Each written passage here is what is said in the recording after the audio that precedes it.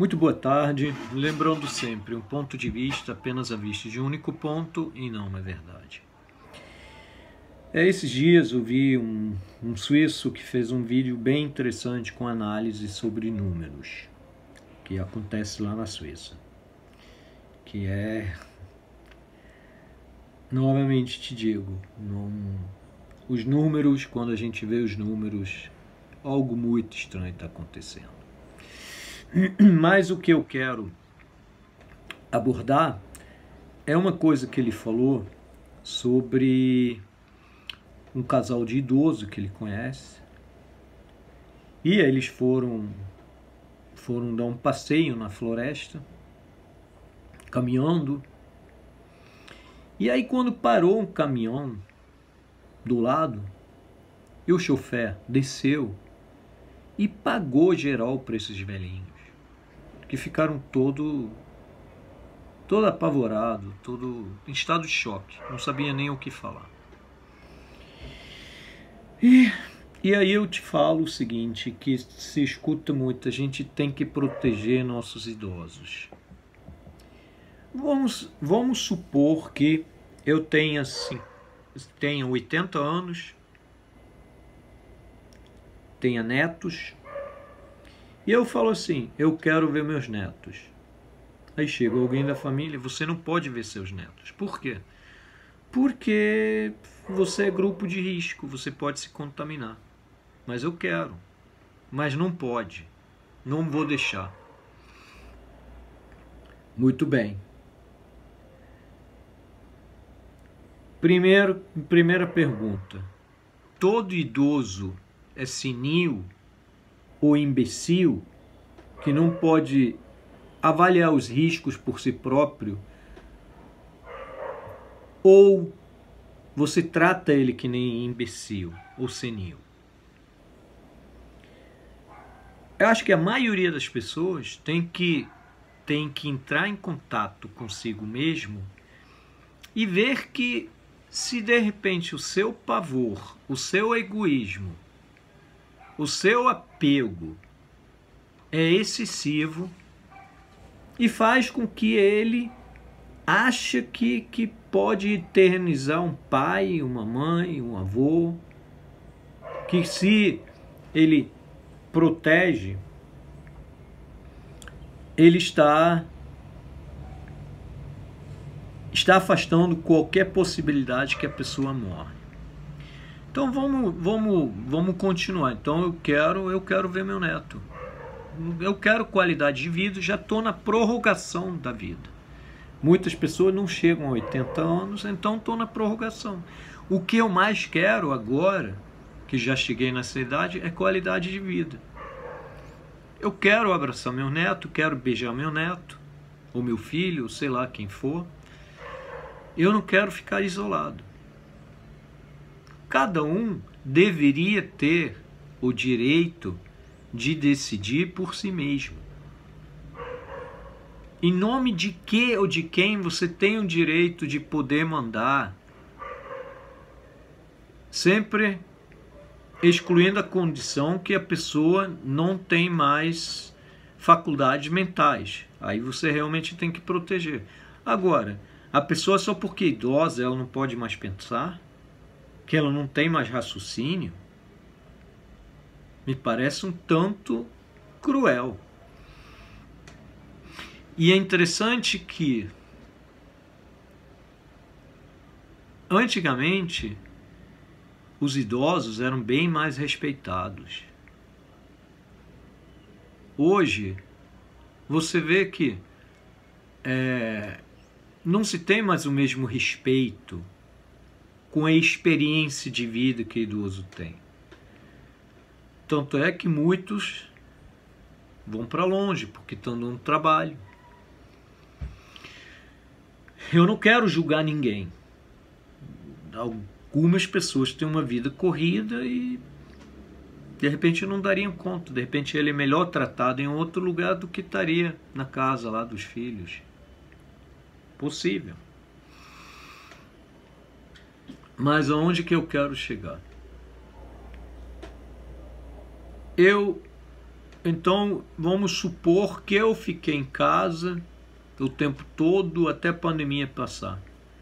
Aí marcaram comigo, que acabou a pandemia, aí marcaram comigo para ver meus netos no dia seguinte. Aí eu deito na cama e tenho um AVC ou um infarto e morro. Uma coisa que é fundamental, que muitas pessoas não estão observando: o nosso sistema imunológico, ele depende muito, muito do seu estado mental. Falei hoje com uma amiga minha que está infectada, e a sobrinha dela, que é médico, teve uma reação exagerada. Ela tem 60 anos, não está com problema respiratório. O estado dela inspira, no máximo, cuidados, mas nada além disso. Só que teve um exagero da sobrinha. E o que é uma coisa que eu falei para ela: cara, tua voz no WhatsApp soa muito bem. E eu te pergunto o seguinte: se não fizessem esse alarde todo na imprensa, teria esse medo tanto da tua sobrinha quanto de você? Quantas gripes você já teve? Teve todo esse pânico que criou porque você está nesse estado? Ou isso é uma coisa inédita? E poucas pessoas ouviram falar de um efeito chamado nocebo. Placebo todo mundo conhece. Placebo é te dar um remédio, entre aspas, que não tem nenhum princípio ativo. E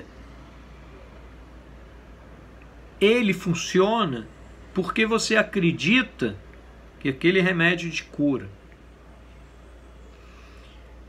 Se isso funciona, e já tem comprovação científica que funciona, tanto é que quando você testa um medicamento, você tem que fazer eu agora esqueci como que se dá um nome, mas isso é uma etapa final, que você faz um estudo que inclui o placebo, ou seja, a pessoa, se ela se cura realmente porque tem um princípio ativo ou porque ela acreditou.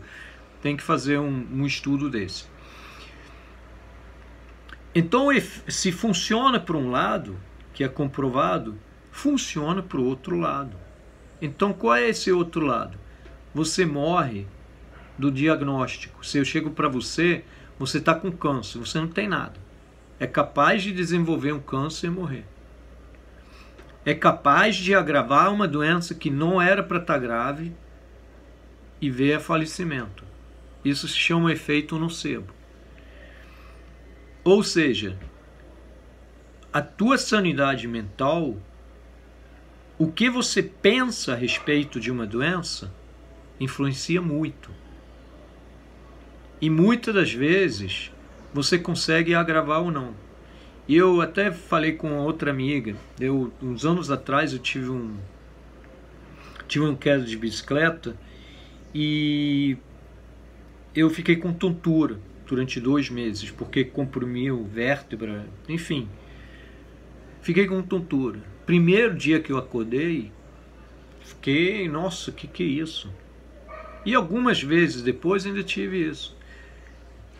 Recentemente eu acordei de madrugada, provavelmente eu dei um jeito no pescoço e acordei com uma tontura. O que eu fiz? Eu fui dar uma corrida, falei, cara, eu preciso de oxigenação, eu preciso de que o sangue circule. Dito e feito, melhorou. Poderia não ter melhorado? Sim, mas isso graças ao fato de eu observar muito o meu corpo. Na montanha, por exemplo, você aprende a respiração, você consegue, que eu já fiz muitas montanhas, você começa a controlar teu coração com a respiração. E eu soube de um amigo que está há muito tempo em casa já e parece que tem pavor da doença. Eu até brinquei com uma amiga minha. Falei, cara, Deus me livre e guarde esse cara pegar essa doença que está circulando aí, porque se ele pegar, cara, é capaz de morrer só de medo. E ela é enfermeira, ela falou, porra, tem quase certeza que seria um sério candidato. Então, a minha reflexão são duas. O que você pensa e como você pensa. Se você está com pavor, provavelmente você está no grupo de risco maior de desenvolver uma coisa. Não porque teu corpo, entre aspas, pediria isso, e sim porque você ajuda a criar isso. E a segunda coisa, tenha mais respeito com o idoso. Respeita a sua vontade. A imprensa é tão cruel que parece que cada idoso que tem contato com essa doença está indo quase que para o cemitério, direto. Sendo que a minoria tem problema. A minoria. Não é a maioria. Provavelmente a maioria até está assintomático, como outros jovens. Então queria deixar essas duas coisas para a tua reflexão. Grande abraço.